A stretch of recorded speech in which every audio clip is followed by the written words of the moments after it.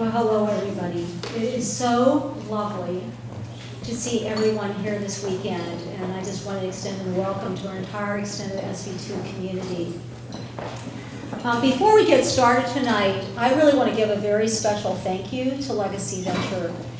And Legacy Venture has been a partner of SV2 for many years, and they are sponsoring tonight's event. So a lot of appreciation to them for continuing to be a partner of ours. And also I want to thank the Hewlett Foundation, because this year they provided a lot of support as well, including providing the sponsorship for our recent Performing Arts Lightning Grant Round. Before I get started with a few brief remarks, let me talk a little about tonight's program. So we are going to have an amazing program. After a few brief remarks, we are going to be very fortunate to have our board chair, Bill Barnell, present the award this year for the Laura Arriaga Andreessen Social Impact Award. And then following that, we are going to be delighted to have Nicole Taylor here with us, the new CEO of Silicon Valley Community Foundation. We're just so delighted. And then we have two recent grantees who are going to tell just really wonderful stories about how, through empathy, that inspired them to innovate in ways in which they're solving really, really important social challenges. So after that, feel free to have coffee and dessert and just continue to talk with everybody. So our theme for tonight talks about empathy and innovation. And empathy is just such a powerful motivator for us to innovate and really work together to create change. And I wanted to talk about a very recent story that some of you may have seen in the news by a boy by the name of Tani. He's an 8-year-old refugee boy in New York City. He lived in a homeless shelter. And at his local elementary school, he was introduced to chess and recently won the New York State Scholastic Chess Championship for his age category. And soon after, his chess instructor had this innovative idea. Let's create a GoFundMe campaign and let's see if we can get some permanent housing for Tani and his family. So what happened is there's this outpouring of support. Anonymous donors offered housing. Within 10 days, $200,000 was donated. But to me, this is the most amazing part of the story.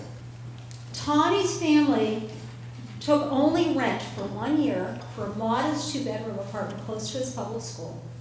And they are giving all of that money away to support other African immigrant families that were in the same situation they were. Here's the other thing. Because of the press attention this has received, it's now brought new attention to the fact that there's new social and systemic structures needed to support homeless families and children. How wonderful is that? So it's just brought new attention to creating a longer-term solution. And so I can't help but reflect and say, we have some of those same challenges today right here in Silicon Valley. And we are the innovation center of the world. So imagine what would be possible if we harnessed our resources to address challenges like these. But for that innovation to be possible, we need to build empathy, which means a willingness to step into other people's shoes, feel their pain, and work together for common good. You know, it's interesting, for those of you familiar with design thinking, empathy is the first step in the design thinking process. But also, if you look at SV2's core values, 2 of our core values are empathy and innovation. And those are core to our mission statement, which is to unleash the resources and talents of the Silicon Valley community to achieve meaningful social impact. And we do this in 2 major ways. First of all, we provide programming that equips partners to be more strategic, informed, and effective in their giving. And we support grantees and impact investees in a way that accelerates their impact. So this year, we actually expanded opportunities for partners to engage. We have 4 grant rounds and monthly impact investing sessions this year where partners learn and give together. In the area of issue-focused and philanthropic toolkit learning, we provided learning sessions around issues like affordable housing, early childhood development, and Census 2020. Philanthropic toolkit sessions included values-aligned investing and strategic approaches to advocacy engagement. And we also formalized partner learning around effective philanthropy practices with a How of Giving track. And these had workshops like evaluating a theory of change, art of assessing nonprofits, and a deep dive session on demystifying nonprofit financials. And this year, we're piloting a new initiative that I'm so excited about. It's what we call our Why of Giving track, and we call it Get Proximate. And this initiative is enabling our partners to more deeply understand the experiences of our neighbors in our community. And our first Get Proximate experience enabled partners to engage with community neighbors in Life Moves, Maple Street Transitional Housing. And for our second experience, we're partnering with a former grantee, Somos Mayfair, to more deeply understand the experiences, hopes, and dreams of our neighbors in East San Jose. Also, we have whole family programs, and those have been really growing this year. Our SV2 Kids program has been enabling partner families to serve and give together with local nonprofits. Our SV2 Teens program has grown enormously this year, and they're in the middle of their grant making, and they chose the environment as their sector of focus this year. So the second way that we are achieving our mission is providing support to accelerate social impact of grantees and impact investees. And SV2 actually began 20 years ago. And since that time, we've provided support to over 90 organizations. And this year, we'll be giving about $540,000 in unrestricted grants and impact investments. I can't help reflect, though, that in Silicon Valley, don't we always celebrate technology innovation and the companies and the heroes that make that possible? So tonight, we are going to celebrate and recognize social innovation heroes. And this includes SV2 grantees and impact investees, and I'm just going to name a few of these that are recent. Suyo, an impact investee who provides an affordable service to protect the property of low-income families in Latin America.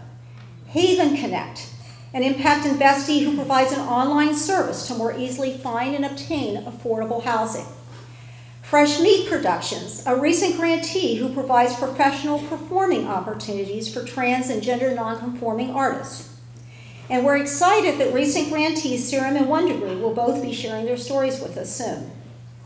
We're also in the midst of 2 Pathways to Opportunity grant rounds this year. We'll be providing 3-year unrestricted grants in the areas of early life development and entrepreneurship in our local Bay Area. So a few weeks ago, I was actually given a gift of a ticket to go to see Hamilton. I don't know how many of you have seen that show, but it really was a very powerful reminder to me that every person has a story. And the choices we make and how we connect our stories to other people can really create a lasting legacy.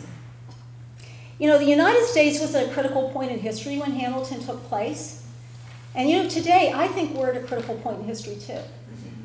You know, and I think the choices we make today are going to fundamentally impact the long-term outcome of our Silicon Valley region, our nation, and our world.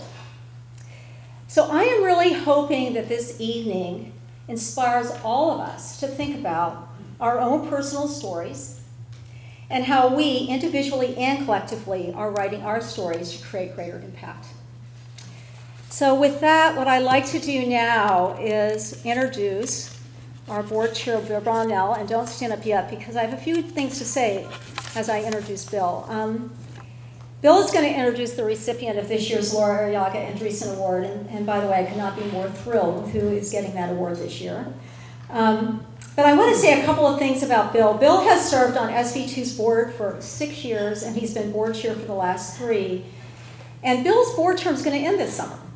And Allison Elliott is coming in as SV2's new board chair. But I want to say a couple of things and just say to Bill, I really want to thank you, Bill, because you have contributed so much to SV2 in terms of strategy and organizational health and growth. And the only thing that doesn't make me sad about this is Bill has promised me he is going to stay highly engaged in SV2. So with that, I hope everybody joins me in welcoming Bill.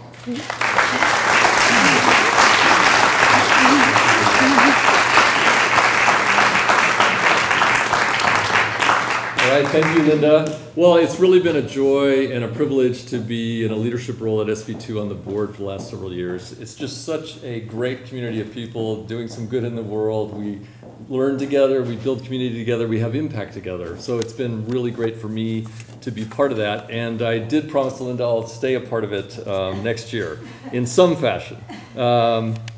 Now, I really think during my time at around SV2 that we are as strong right now as we've ever been. The partnership is bigger than it's ever been. It's growing. We're having strong impacts in our areas of focus, particularly within the pathways of opportunity areas that we focus on. And we see that tonight in some of the grantees that are speaking and in some of the others we've had this year and will have later in the year. And then I think a third thing is we're building stronger ties with other community groups that we want to align with to have greater impact together. And so I'm particularly pleased tonight that we have Nicole Taylor, the new CEO of the Silicon Valley Community Foundation, speaking, because they are a key player in the ecosystem that delivers more social impact to communities that need it in the Bay Area. So really glad Nicole is with us. Now, all of the success we've had at SV2 requires participation and engagement and a lot of effort from a lot of you. So one of the things I wanted to do tonight is just thank 3 key groups that we could not be successful without. They're just essential to SV2's success. The first one is our wonderful staff team, who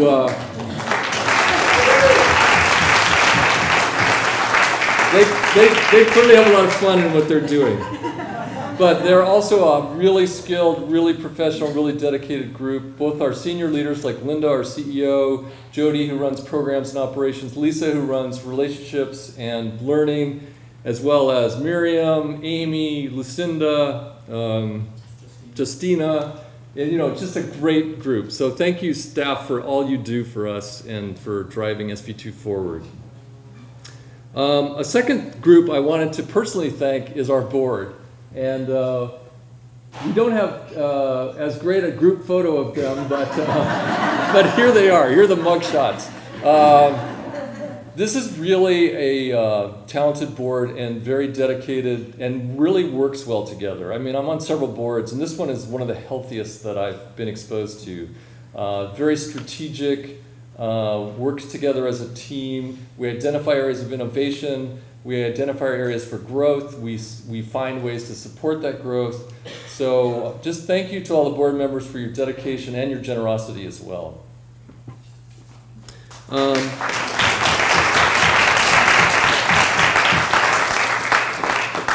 And then a final group that I think deserves some recognition is the broader group of what I would call partner leaders. These are partners that step up to take different roles in SV2, run a grant round as a co-lead, maybe be the lead partner on a grantee, lead an interest group, lead an event, lead a social event at their house. Just a whole set of things that makes us a vibrant community. And so you can see some of them are board members, but there's a number of others as well that really help SV2 to progress as we do. So I'd like to just thank those of you who have stepped up in partner leader roles.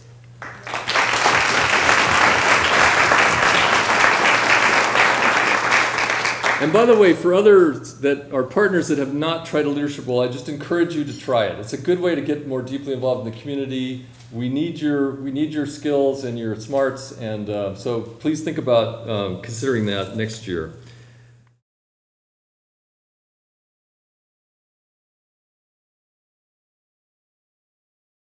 Now, every year we single out one member of the community for this Laura Arriaga and Andreessen Social Impact Award. And now I thought I was going to be doing this unveiling of the surprise nominee, but then someone pointed out to me, I was saying, shh, don't mention the name. They said, it's on the program. So, shows what I know. Okay. So you already know who it is, but let me just mention what the award is about. We single out a member of our community that we think has gone above and beyond in their dedication and work for SV2 and for our grantees, showing a deep and consistent commitment to our engaged giving model, both within SV2 and in the broader community. Now, this year's winner, Tony Stainer,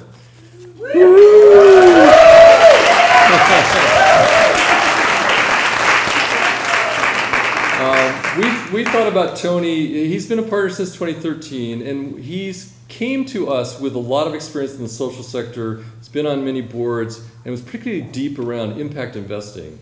And at SV2, he's really helped us to build a successful impact investing program, and also led a set of educational activities that partners have found really valuable about aligning your investments with your values. This have been really, I think, thought-provoking for the partnership. And in addition to bringing all that to the table, he's really been a strong leader on the board. He's led our finance committee for 3 years. He's helped us get to a stronger, more sustainable business model as a part of that.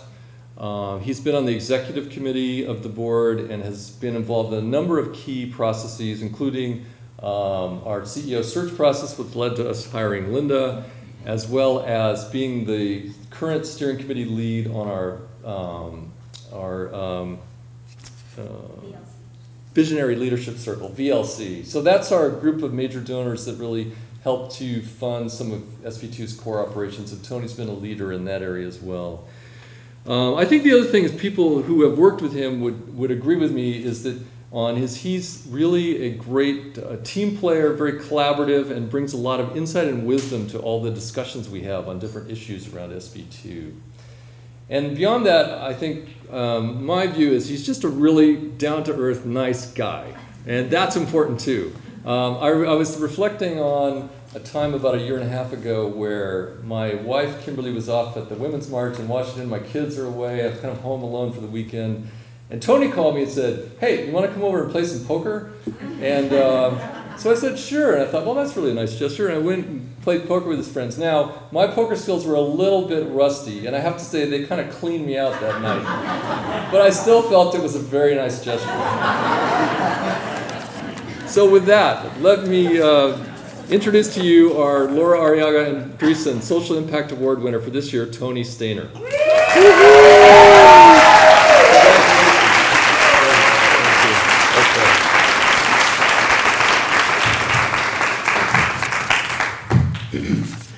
Well, gosh, thanks. No, I really want to thank the selection committee. This is really quite an honor, and I can't tell you how thrilled and touched and truly humbled I am to receive this.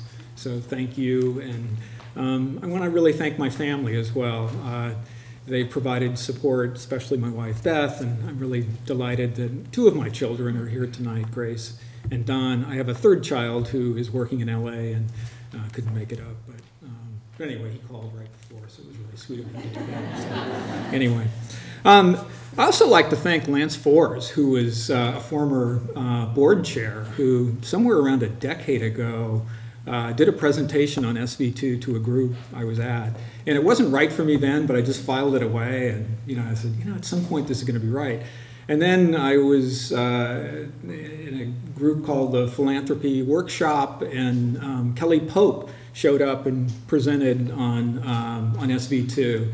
And I said, the time's right, and they reminded me of why I wanted to join. So I did. Kelly, thank you very much. You get a huge assist for that.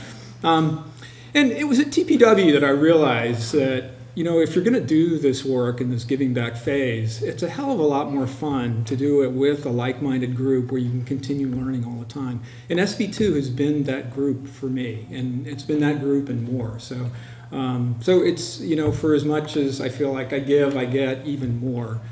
So that's wonderful. When I think of SV2, I think of many of you and the work you're doing. Get the glasses on here.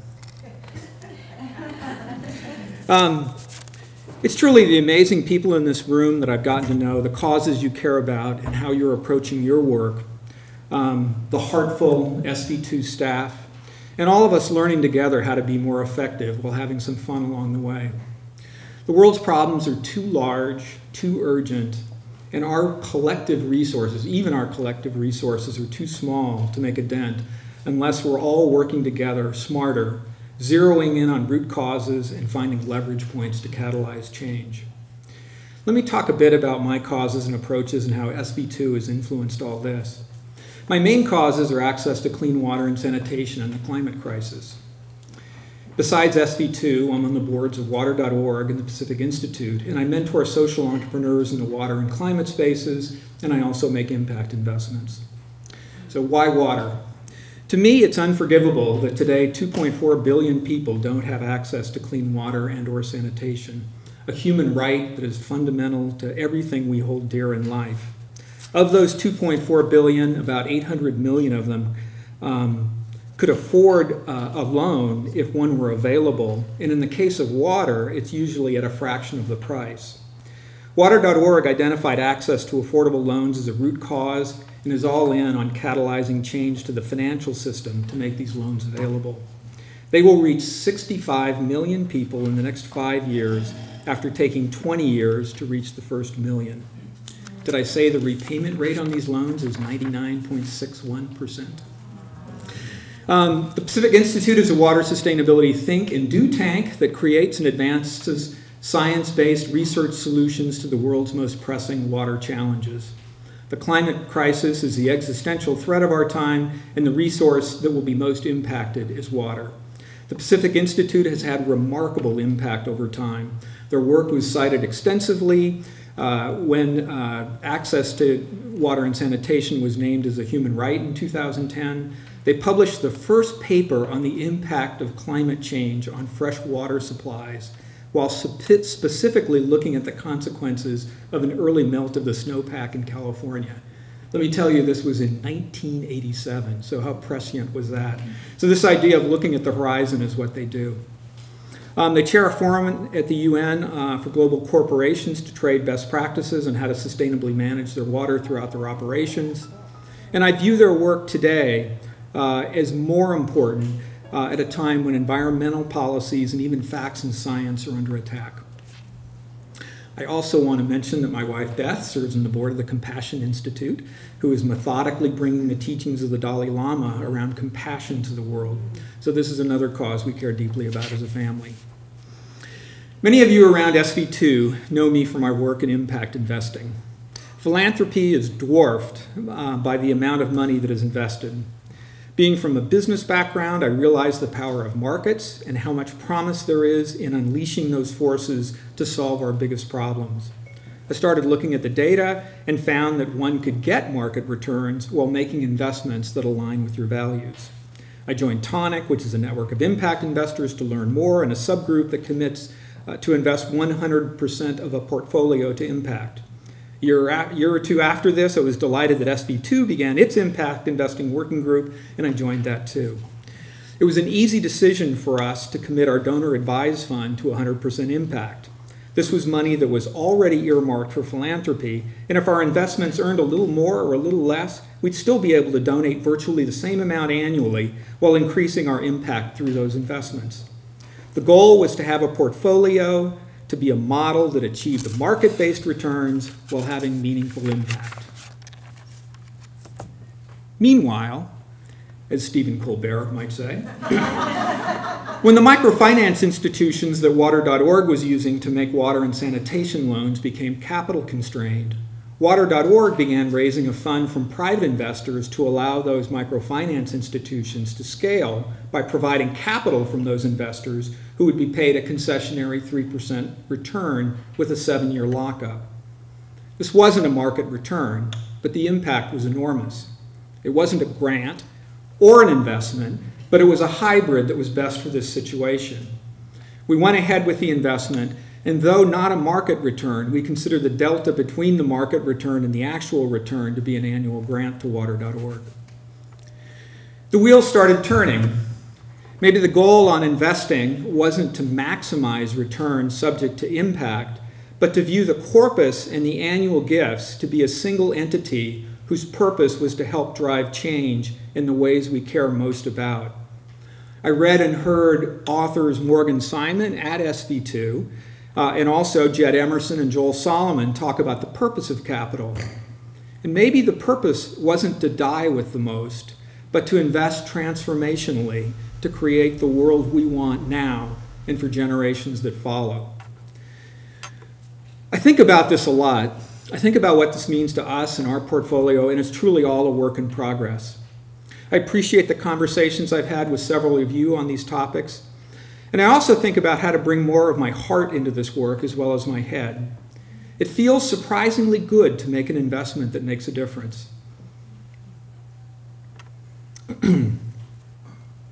Even more so if you can connect with the beneficiary. But when you're an environmentalist, how do you connect with the beneficiary? This question inspired SV2's upcoming trip to a sustainable forest in Northern California, where while hiking through the redwoods, or the other trees, we will learn how ecological practices have benefits in deep carbon sequestration to our water supplies, for fire resiliency and biodiversity, all while targeting double-digit returns to investors. I really appreciate our quarterly SV2 Impact Investing Interest Circle meetings where we discuss these kinds of issues and other issues related to values-aligned investing across asset classes. So SV2 has been wildly successful with its traditional venture philanthropy model of finding potentially game-changing nonprofits at an inflection point, giving them multi-year unrestricted capacity-building grants and beyond the dollar support to scale their operations.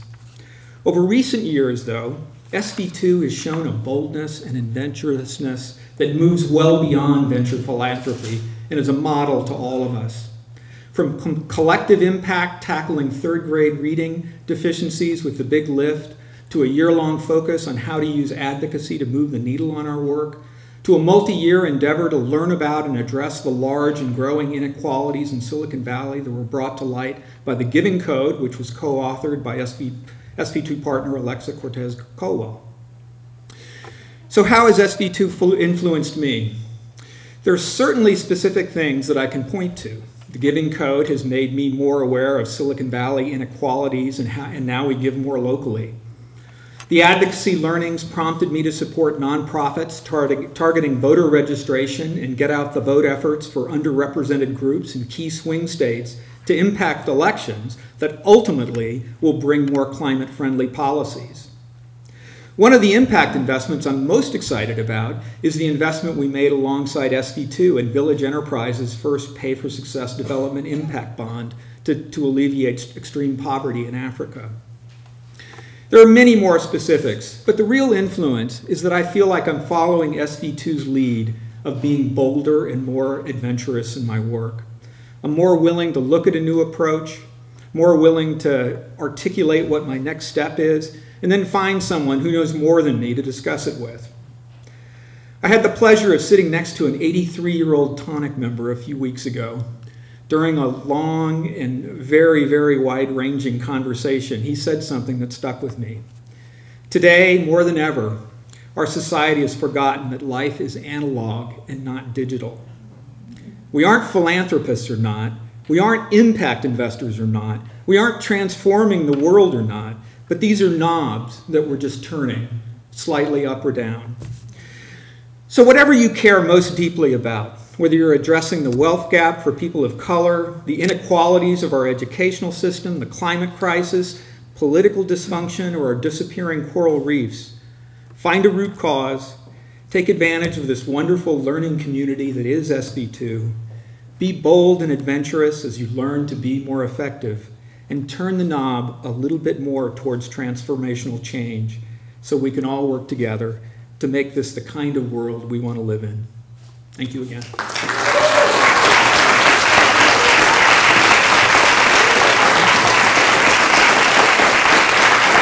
Not so fast, so they come back here. There is actually an award that goes with this. So I am honored.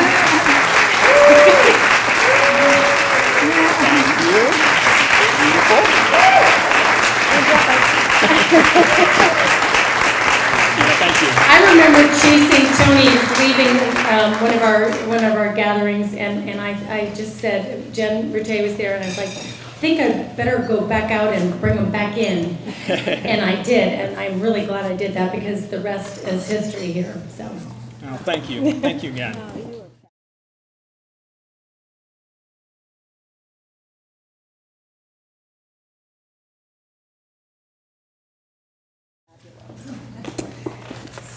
Okay, everybody, it just keeps getting, it's just so wonderful. And I have to tell you, I can't wait for our next speaker. So I have the pleasure, and I'm trying to find my sheet here to make sure I do this appropriately, but our next speaker is Nicole Taylor, the CEO of Silicon Valley Community Foundation. And, you know, she has a very impressive biography. She has done a lot in the philanthropic space, including being with East Bay Community Foundation. I just learned tonight she was with College Track. I didn't even know that. Worked at Stanford. I mean, Nicole has an impressive resume, but I think what's the most important to me is that Nicole has done a lot of her work in the Bay Area. She left for 2 years to go to Arizona, but now she's back. And I am delighted you are back. And I have heard Nicole now on her listening tour in the Bay Area a couple of times, and she has such a heart for our community and such a passion for it. So thank you for being with us this evening, and I am delighted to welcome Nicole Taylor, the new CEO of the Silicon Valley Community Foundation. Thank you. Thank you. And I'm not going to stand behind the podium because I'm trying to get proximate. So, one, it is an honor and pleasure to be here. I'm very excited to be with you this evening and to be in this building because I remember when they were building it, when I was running the Haas Center at Stanford. And I was like, oh, one day I'm going to be able to be in there. And of course, many years later, I am. So thank you for having me. And Tony, I don't need to say anything. That was incredible, and the spirit of which you were living your life, you and your wife are living your lives, is exactly why I do the work that I do. So thank you. I was asked to just give you a little bit about my history, because it is why I'm here and doing this work. I'm the daughter of an immigrant, and when I say that, people usually are like, you don't look like an immigrant. So my mother's from Jamaica. And she came to this country with a 6th grade education and as a domestic for a wealthy Chinese family. So I actually spoke Mandarin when I was younger. And they were a very successful family, but they didn't pay my mom until she actually needed to take me to the doctor and take me to the dentist, and so she finally worked also in their business so she could get health benefits and get a paycheck and then also work with them at home. So she would drive me to school in the mornings and say, you're going to make something of yourself. You're going to make something of yourself. You're going to do better than I could have ever dreamed. That's why I came to this country. You're going to do better than I ever dreamed. And don't forget, to whom much is given, much is expected. And you're going to do big things, so don't forget to get back. And she would tell me this over and over and over. Yeah, Mom, whatever. I'm late for school, you know. I was Americanized by that point. So that has stuck with me. And I knew that education was our way out of poverty. You know, I lived in third world poverty. So I knew what, you know, American poverty is bad. Many of you know. You go to a developing nation, it's a whole different level of poverty. You know, my mom didn't have running water when she was growing up then. So I knew that I had to be the best that I could. I was really great in school, so I got a full ride to Stanford. So I moved to this community when I was 17 years old. And I'd never seen it, because we didn't have money to do like college trips, didn't even know what that was. The first time I saw Stanford was when we drove up in her broken down car up, you know, University Drive and through Palm Drive. And I was like, right? But I knew from that day, it was on. And for those of you who are people of color or from immigrant backgrounds, you probably heard the same thing I heard. You have to be better than anyone else in order for them to even consider you as an equal. I see some head nodding. So I knew that's what I had to do. And I worked really hard, and I'm very grateful to that university for the education I got. And I didn't become a doctor because chemistry was not my friend. And I remember calling my mom and said, hey, I think I'm going to be a teacher. Silence on the phone. You didn't go to Stanford to become a teacher. She said, well, she said in her Jamaican accent. I said, yeah, but Mom, I can help all these other kids who are like me and like our family. And she said, whatever you want, honey. Just be the best you can be. So I started as a middle school science teacher because I was a human biology major. And taught here in Palo Alto and then taught in West Oakland. Two public school systems that couldn't have been further apart from each other. And when I got to West Oakland, it's now a KIPP school. Actually, those two schools I taught at, thank God, because that school was heartbreaking every day. I said, well, I know I'm helping these kids every day, the 150 kids I saw every day, but there's something wrong with the system. So I went into nonprofit work, I went into public policy work and school reform work, and fell into philanthropy. And realized that I was pretty good at figuring out how to connect resources with community and vice versa, and loved it. And I was able to bring the passion that I had for people, and the passion I had for communities, and passion I had for people in need, and connect it with who knew that long ago that I learned how to walk in both worlds by how I grew up. So I was able to talk about investments and talk about work and talk to entrepreneurs because my mom worked for that family that was just like that. And so I was able to bridge this part of my very personal life with something that I felt was bigger than me and greater than me. And so that's what's led me to the work and why I do what I do. I have such a sense of urgency in this. I came back, after being gone for 2 years. I was at Stanford when I left, and there were, I don't know, half a dozen RVs outside the stadium. You can't see the sidewalk now. And I said, what happened? I live in Menlo Park. This weekend, I'm walking down Santa Cruz Avenue, and there's a mother with a sign breastfeeding her baby on Santa Cruz Avenue in Menlo Park, asking for help. And I'm like, wait a minute. I had to go into Palo Alto to get something, so I'm on University Avenue, and I'm walk past the new Apple store, and there's it's either a venture firm or a private equity firm, and then there's another woman breastfeeding her baby on University Avenue. I mean, you couldn't get more cognitive dissonance than in that moment. Same day. And I'm sitting there and I'm like, what can I do? If I'm saying that, and this is my day job, to do philanthropy and help people with philanthropy, I'm like, well, I can't be the only one who's jarred by this. And University Avenue was teeming with people, all of us walking by this woman who's breastfeeding her baby with a sign, no job, need help. And I said, this is where we've come to in this community that helped raise me professionally and personally since I was 17. This to me is home, and this is where we've come to. So I have a sense of urgency about what I do, and a sense of urgency, and I feel complicit in what we've done and what we've allowed to happen here. So I am on a mission to bring the community back to the Community Foundation, to build on the amazing work of people who are there. One of my colleagues, Gina Dalma, is in this room. And Gina's been doing some phenomenal work at the foundation. Build on work and the knowledge that our folks have. Build on the passions of our donors and what they want to do and what they want to accomplish, and build that bridge between the community and our donors and vice versa. And help them understand, both sides understand how to work together on the path to solutions, on things that you cannot ignore anymore. I speak a lot these days. I was telling a group of folks recently, they said, 5-10 years ago, you could go from your home to your office, drop your kids off, maybe go to the store, and you wouldn't see the needs.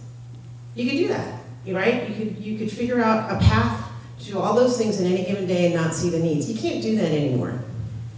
And so if you are like me, there are many days that you're like, what can I do? Well, one, just by being here and being part of SV2, you're doing it. You're realizing that you need to give your time, you need to learn, and you need to give your resources. And in really creative ways, because grant making alone isn't going to do it. You need to figure out how to get the capital into the communities that you care about.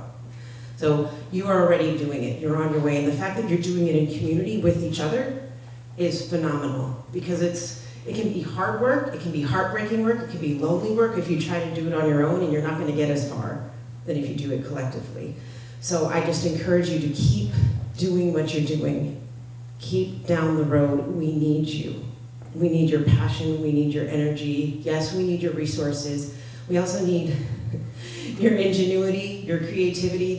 We are in the valley of innovation. Think about everything that's been created because of this valley. I always say, Now I'm gonna say this. What came first, Silicon Valley or Stanford? Silicon Valley or Stanford? Well, it doesn't matter. They kind of all grew up at the same, around the same, right? Thanks to Terman and all the guys who got the Valley started, and then the connection between the two. I was asked to work with a group on long-range planning at Stanford recently, and it was Stanford in the world, and what should Stanford be in the world? And I was like, first, how about Stanford right here? And I said, because if we're gonna go to other parts of the world, which we kind of already do, and people want to be like Silicon Valley, everywhere you go, oh my gosh, we want to replicate the ecosystem of Silicon Valley. I'm like, that's fantastic. Don't forget the human part that we left behind.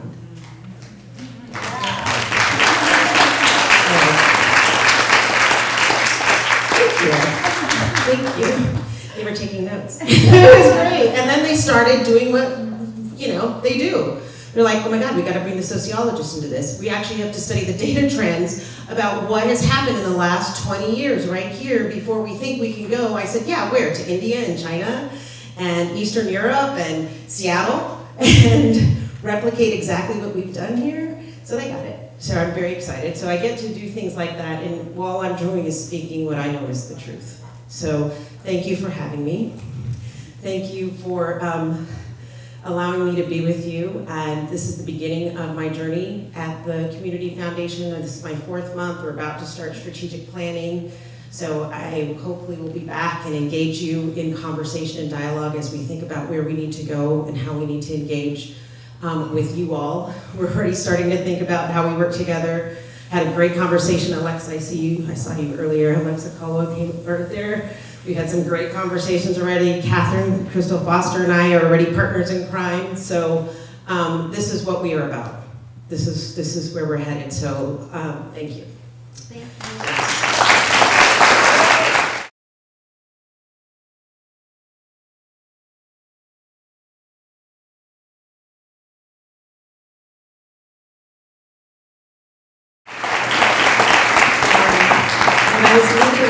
They said, oh my gosh, Silicon Valley's such a big place. I'm like, actually, it's more like a small town. And to prove it, I'm like, it's really like 1 degree of separation when you just start talking to somebody and you realize how connected you are. Well, I get the privilege of introducing one of my former students. Seriously. So Adam and Kia and George were these 3 students when I was running the Haas Center at Stanford. Made an appointment, came in and seen me, and they were all excited. They had this big idea.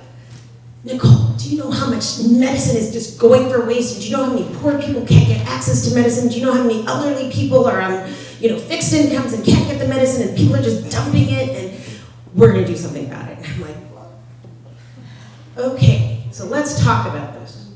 So you wanna start a nonprofit?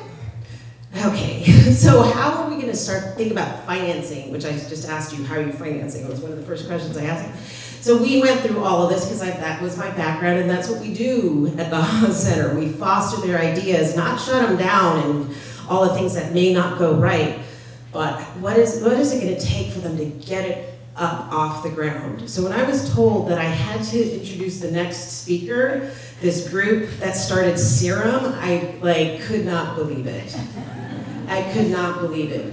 So you're about to see Kia Williams on video, and then Adam Kircher, who's one of her co-founders. Both were undergrads. Their 3rd co-founder was in his PhD program at the time, George Wong, who's still here working in Palo Alto. But you are going to be blown away. All those years later, you graduated 2007? All those years later, I can't believe it. It's phenomenal. So enjoy. I grew up in West Philadelphia, 1 generation out of poverty, but surrounded by it every day. It's difficult because I grew up 5 miles from here, but worlds away from this stage. It's difficult because I grew up around women like Maria. And I know the only thing that separates me from her is opportunity. And everyone needs the opportunity to stay healthy in order to do anything else. Go to school, get a job, help your family. So when I learned of the $5 billion of unused medicine that's going to waste in the United States every year, I knew I had to do something. So I started Serum with my co-founders, George and Adam, to help level the playing field. It is unconscionable that we spend $3 trillion every year on healthcare. We spend $270 billion every year on prescription medicines alone, yet people a few miles down the street can't afford the medicines they need to stay healthy. Serum uses technology to connect surplus medicine from places like nursing homes, pharmacies, and basically connect that to community clinics that serve low-income patients. Even with the Affordable Care Act, 50 million people in the United States can't afford the prescription drugs they need. Some are completely uninsured.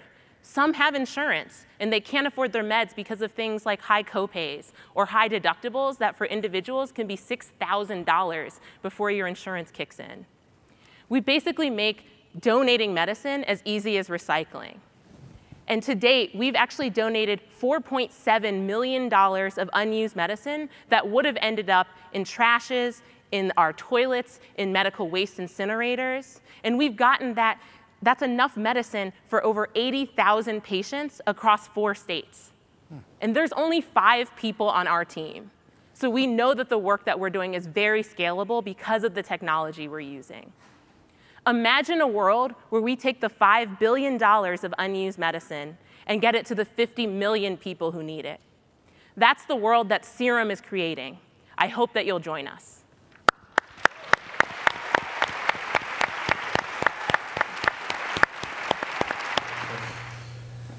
Serum connects medicine, surplus unused medicine, to the patients who need it. I've always been insured. When I go to the pharmacy, it's a quick 5-minute drive, and I pay less than $20. But that is not most of America. A typical Serum patient is on over 3 medications. They live far away from a pharmacy. They don't have a car.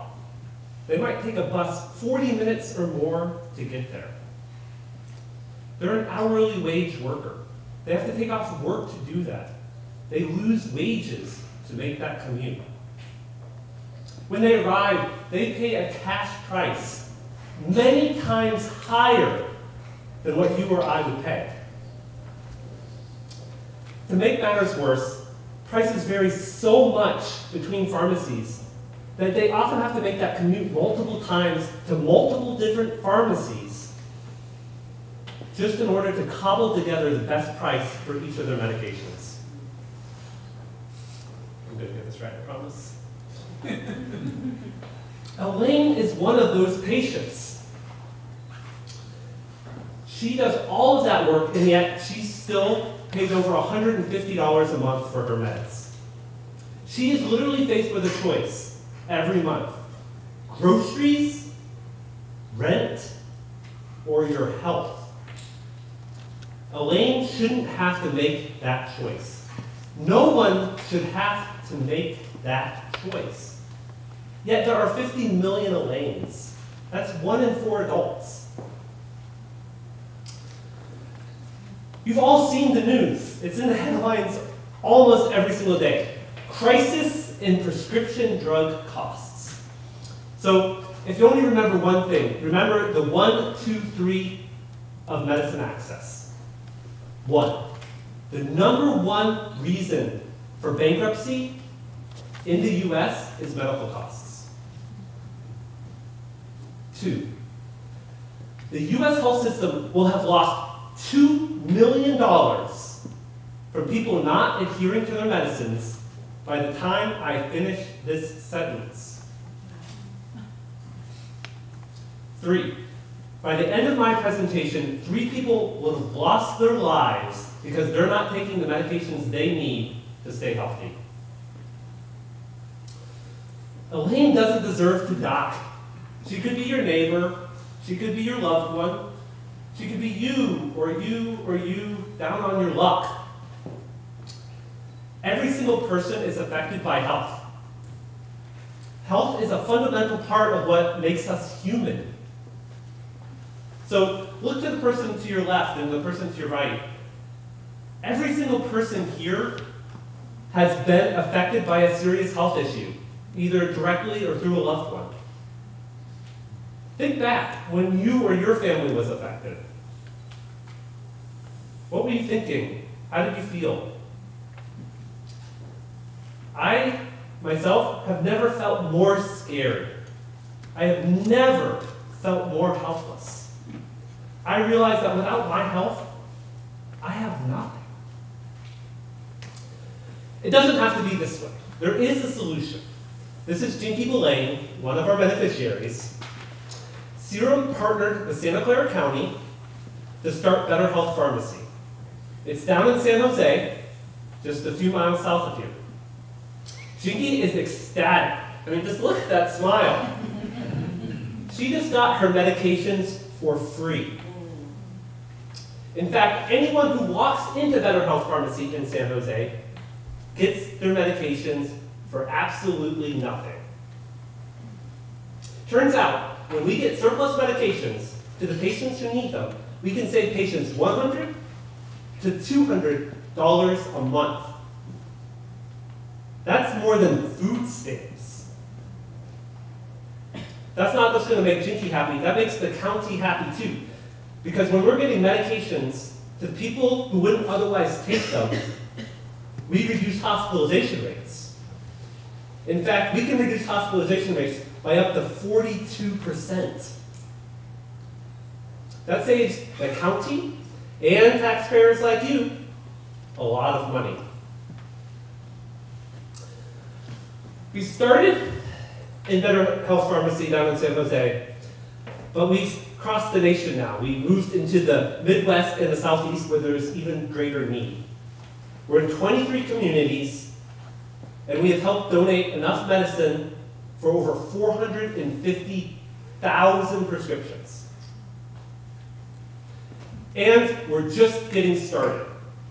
This year, we're going to have donated $12 million of medicine. And I'm super excited to announce, I actually just flew in from Atlanta, because we just launched our very own mail order pharmacy. With it, we're on track to get to $100 million of medicine annually within the next few years.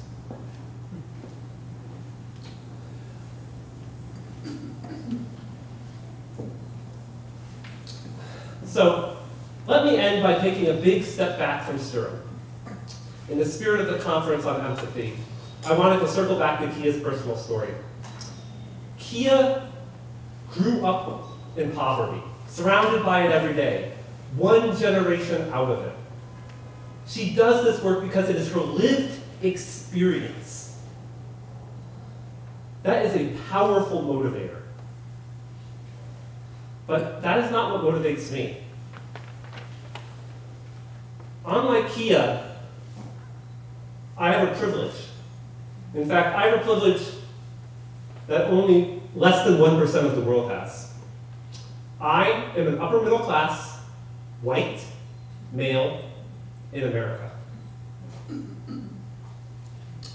I didn't grow up one generation out of poverty. My mom's a professor. My grandfather's a chemical engineer. My mom helped put me through a private high school and then helped pay my tuition at Stanford and Harvard. I would be naive to think I'd be standing here before you if I had not been born with luck and privilege. Now, of course, I work hard. I've worked 16-hour days, 6 days a week for the past 15 years. I have taken risks, overcome setbacks, but so have all of you. I mean, that's life, and life is hard. But unlike Kia, I don't do this work because I have the lived experience. I haven't seen the effects on my family and friends. I do this work because I have the incredible privilege of being able to do this work. And so I ask you a candid question. If the luckiest 1% of people don't work hard to improve the world, who do we expect will? So I end with this thought. Acknowledging luck and privilege in our own lives does not make us weak. Acknowledging luck and privilege in our own lives does not make us less deserving. Acknowledging luck and privilege in our own lives makes us humble and strong. And the world needs all of us right now to be humble and strong. Thank you so much.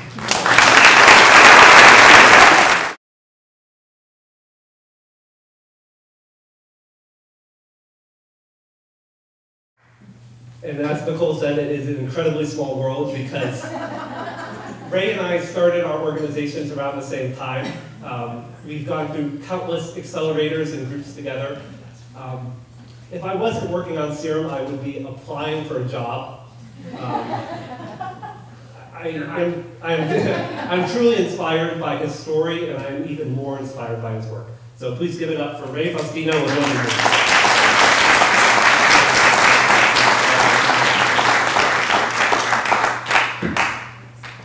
Wow, thank you so much, Nicole, Adam, amazing. And thank you to the SV2 community for your support and for inviting me here tonight to speak. I'm Ray Faustino, the CEO and founder of One Degree. And I'm going to tell you a couple of stories about empathy tonight. So first and foremost, my family and I moved to the US when I was 8 years old from the Philippines. This was back in the early 90s. And back then, my family settled in a tiny town in Southern California, and to make ends meet, my parents, like many immigrants, worked multiple jobs. Even though my parents were both trained architects in the Philippines, my parents couldn't find work here as architects in the middle of the early 90s recession. There they are. And my mom worked as an administrator at a hospital, and at nights she studied to become a nurse.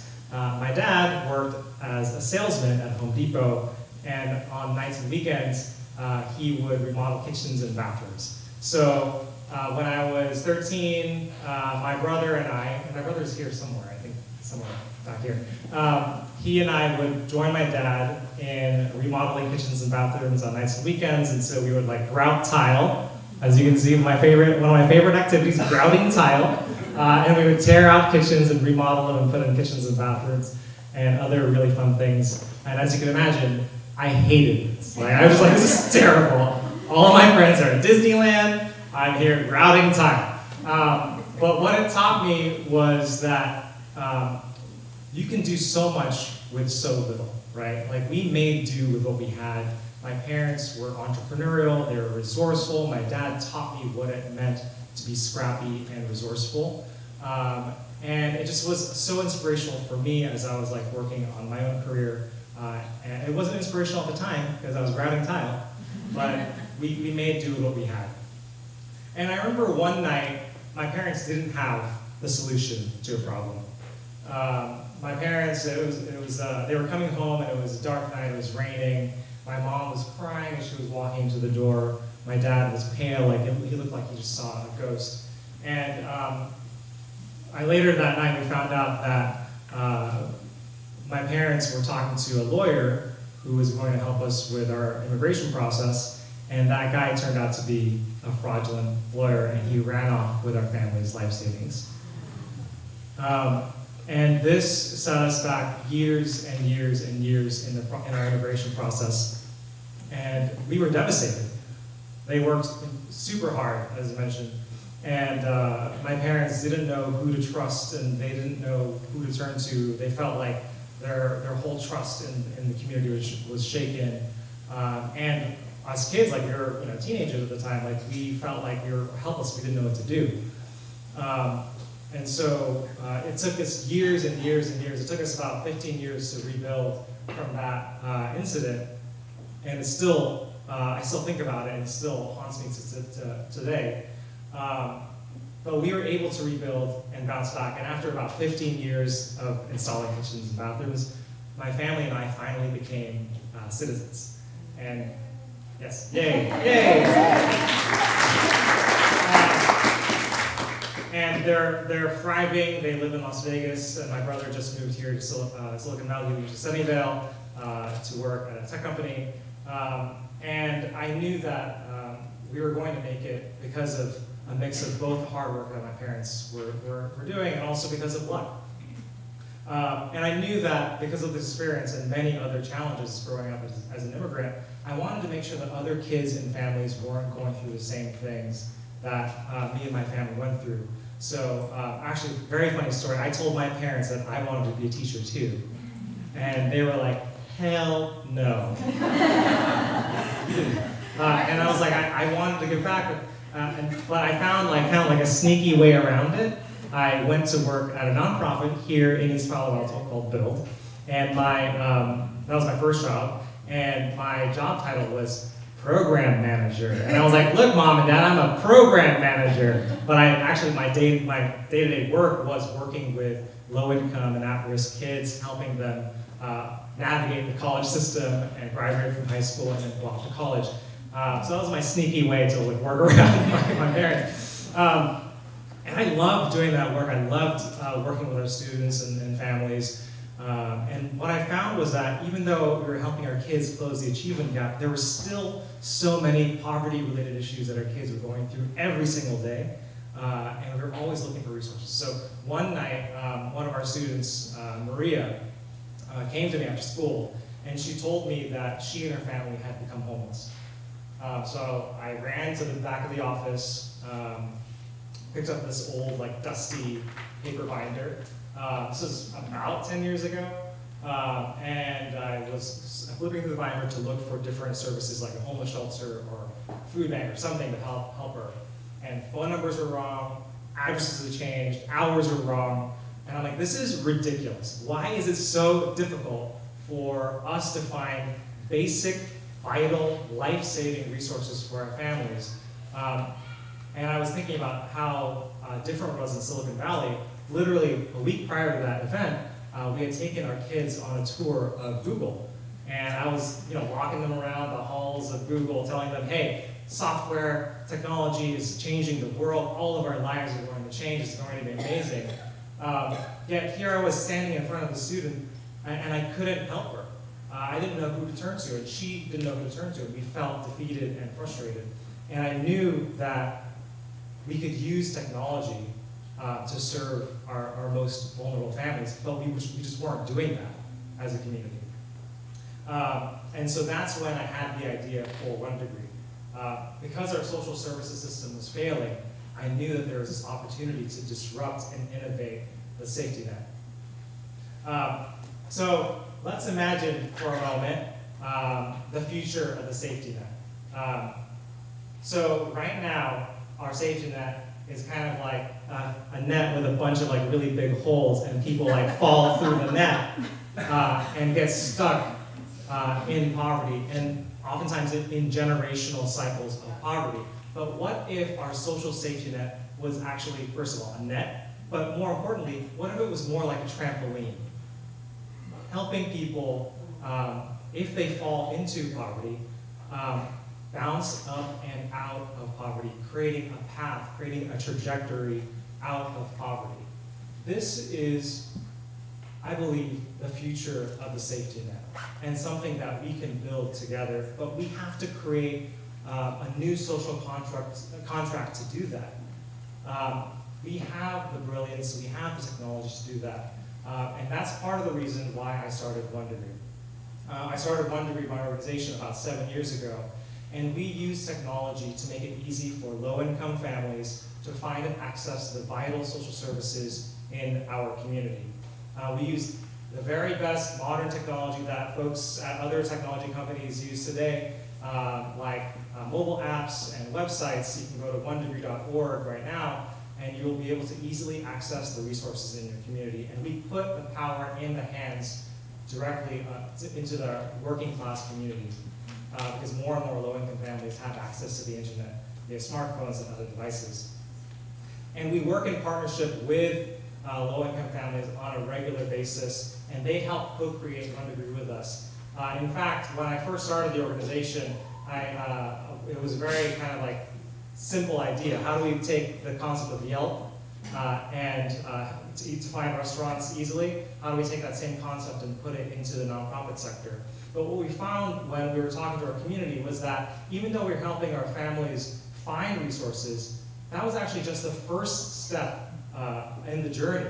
And there are actually a lot more barriers to access those resources. So even if you find a food bank, there is still bureaucratic processes of applications and eligibility requirements and traveling to the food bank to actually take advantage of it. So now our platform is building out new tools to take down those access barriers, including a new tool called Common App, which is one single online application to apply the multiple services and benefits that we're rolling out throughout the Bay Area this year. And we're super excited about using very common, modern technology for our most vulnerable families. And it's working. Today, over 500,000 people have used OneDegree to find and access critical services right here in the Bay Area and in Los Angeles where we serve. And we're getting requests from all over the country asking us, when is OneDegree coming to our community, and how can we do that? So it's very exciting. And so I'll leave you with a couple of thoughts because they asked us to share a couple of parting thoughts with y'all. So the first thing is I encourage you all to think big and broaden your visions. One of my big questions now is how can we create a vibrant community in which everybody's basic needs are met, right? As a philanthropic community, I want us to shift our focus from how do we give people food, or how do we give people shelter, just very small slices of the puzzle, to how do we get people out of poverty? Do we want better poor, or do we want fewer poor? You know what I mean? And the safety net is incredibly ripe for innovation. There's so much opportunity for innovation in our safety net. Secondly, first of all, I want to appreciate you all for being here because you all are part of the solution, which is amazing. My question to you is, who is missing? There's empty chairs right here, right? Who's missing from this conversation? Who needs to be here? Who in your network needs to be activated to join this conversation and join the solution, right? We're not going to be able to create this vibrant community that is free from poverty if we are not all part of the conversation. So I encourage you to think about how you can activate your networks, your family members, your friends, to join us in this work. Just because we are the social entrepreneurs here does not mean that you cannot also be part of the solution. And I encourage you to invite others. Lastly, and a quick story, my family and I visited this place a couple of weeks ago. Has anyone been to that new spaceship campus down the street? This is Apple's new spaceship campus. It's a brilliant, beautiful feat of engineering and design. And really kind of for me, it's twofold because it shows two sides of the coin for me. My husband, as we were coming home, he turned to me and said, wow, Silicon Valley has changed. I know Apple builds digital walled gardens, but they literally build a walled garden. You cannot get even in the building, right? And so for me, it was really symbolic of technology and where we're at as a community today. And I want you to ask yourselves, are you in a walled garden of your own making? Right? Have we, as a society, built ourselves walled gardens so we can't even see outside of this garden and see the reality that our neighbors and community members are facing? The 1.3 million people in the Bay Area who can't even meet their basic needs. So as much as I believe in technology to build beautiful structures and beautiful design things and really change our lives, how can we use this very same technology and brilliance to change the social contract and really make a difference and create a new safety net for the future? That's our challenge. There are millions of people who need us. This is our challenge, and I believe we can do it. And thank you so much.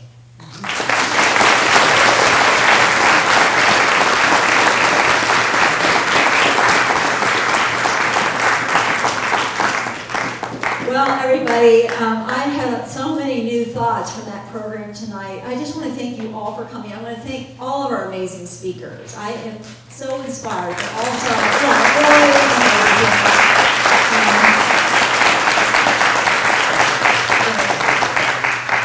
And anyway, anyway, so now we have some additional time, so feel free to just continue to connect and have some dessert and just stay and have an opportunity to reflect on what we've all heard tonight. Thank you so much for being here.